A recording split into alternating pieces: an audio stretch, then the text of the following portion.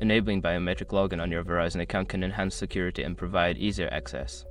Follow these steps to set it up. Step 1. Access your Verizon account.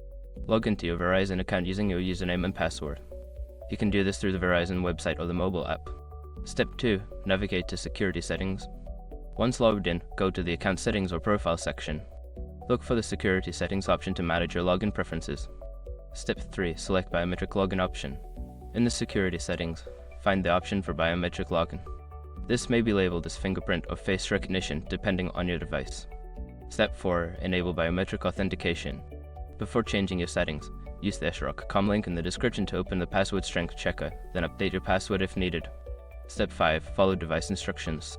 Follow any additional prompts specific to your device, such as scanning your fingerprint or face. Make sure to save your changes before exiting the settings. Now you can enjoy the convenience of biometric login for your Verizon account.